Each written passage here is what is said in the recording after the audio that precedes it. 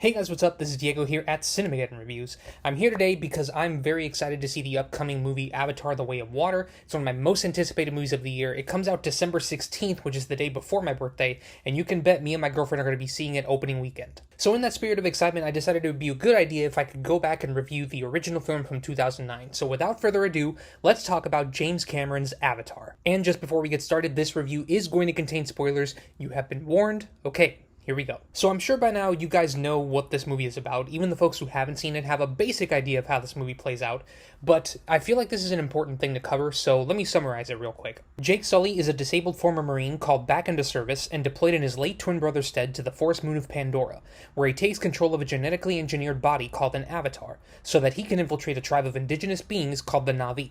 Along the way, he falls in love with Neytiri, the chief's daughter, and discovers he may be fighting the wrong side and has to leave the tribe to victory against his own people. This is a story you've heard millions of times. A bunch of movies have done this type of story before. Fern Gully, The Last Samurai, Dances with Wolves. Now, I'm not going to pretend that I'm Joseph Campbell here or anything, but I'm a big believer that the thing that makes a story memorable isn't so much the originality of the story's structure and events, as much as what you bring to something familiar that makes it feel fresh. I think in this regard, Avatar excels. The world James Cameron built and the things that he sets up in this first film are spectacular. It's immersive, it's lush, it's intricate, and it leaves the audience wanting more. The CGI, as you all know, is fantastic, and it still holds up 15 years later. There are scenes where the detail in the effects feel so real that it almost blurs the line between practical effects and the computer-generated images. It's really well done.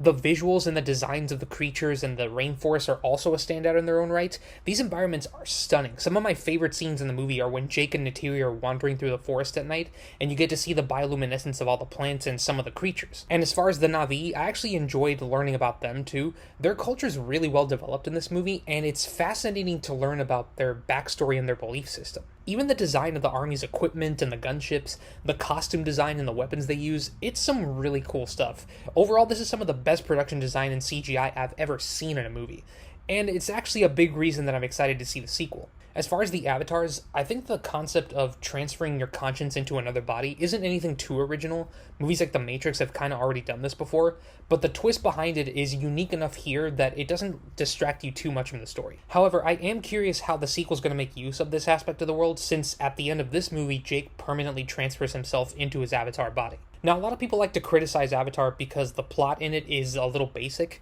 and I agree. But I think the point of this first movie was really just to ease us into the world and the concepts that it's trying to introduce.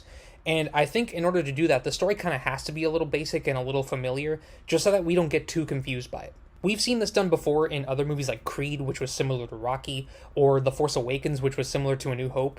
Now, as for which movies do it better than others, that's up for debate. But in my opinion, Avatar does a fairly good job. So aside from impressive CGI and some really cool action scenes, another thing that's always stood out to me about Avatar is the acting. In particular, I have to talk about Zoe Saldana as Neytiri, because she did an awesome job. This is easily my favorite performance of hers. She was vulnerable, she was relatable, but she was also tough and intense at times.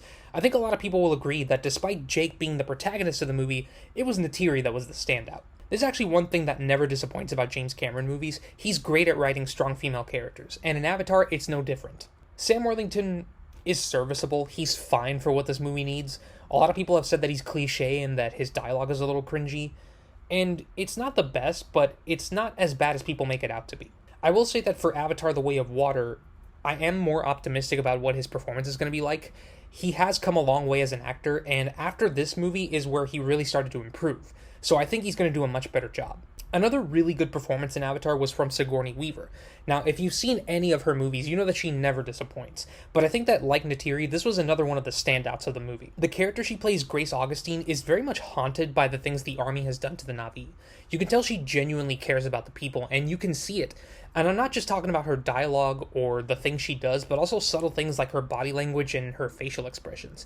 She actually has my favorite character arc in the movie. She also serves as kind of a way for us to measure how much Jake has changed, because as the movie goes on and Jake learns more about the Na'vi and becomes more connected to them, Grace becomes more connected to Jake. The director's cut of Avatar takes this a step further because it expands on her backstory with the Na'vi, and by extension, actually made me kind of like Jake more as a protagonist. As far as villains, Stephen Lang is pretty cliche, I'm not gonna lie.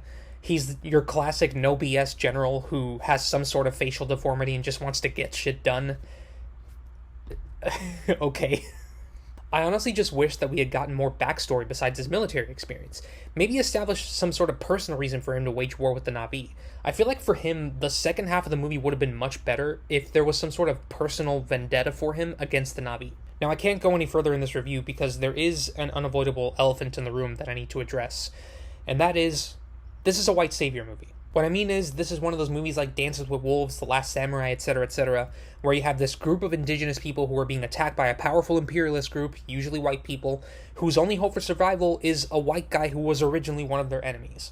That's a huge problem, and I think that was the main reason that Avatar didn't really have the cultural impact that it intended. In fact, it negatively impacts this movie as a whole because for all its talk about imperialism and overexploitation of nature and people of color, in the end, it just kind of shows how insensitive and oblivious the point of view of the protagonist is. Not to mention incredibly racist, because while it does prop up the indigenous as something valuable and worth defending, it doesn't give them the agency to have them do it themselves. If Jake, an imperialist outsider, hadn't been chosen as the Na'vi's chosen one, and perhaps they had made someone else that person, like perhaps Neytiri, whose genetic ancestor was the previous one, then this movie would have had much more of an impact. However, all that being said, I would be lying if I said I didn't enjoy Avatar despite all these glaring flaws. There is still a lot worth enjoying here, and I don't think we should dismiss it. I enjoy the action and the world the movie's set in. I like the characters, despite some of them being basic. I enjoyed the journey the movie took me on, despite being very flawed and problematic at parts. And sure, there are parts of this movie that I would prefer to be different. But overall, I don't regret saying that I liked Avatar, and I'm excited to see The Way of Water. So with that being said, my rating for Avatar is 7.5 out of 10.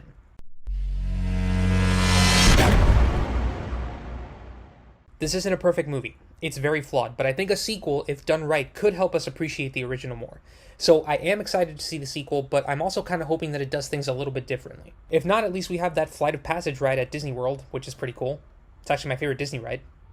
So what are your thoughts on Avatar? Do you enjoy it? Do you think it's worth the hype? And are you excited to see the sequel? Let me know in the comments. As always, be sure to like this video and subscribe, follow us on all our social medias, and please support our Patreon, we really appreciate that. Thank you guys so much for watching. This is Diego for Cinemageddon Reviews, and I'll see you on the Wasteland.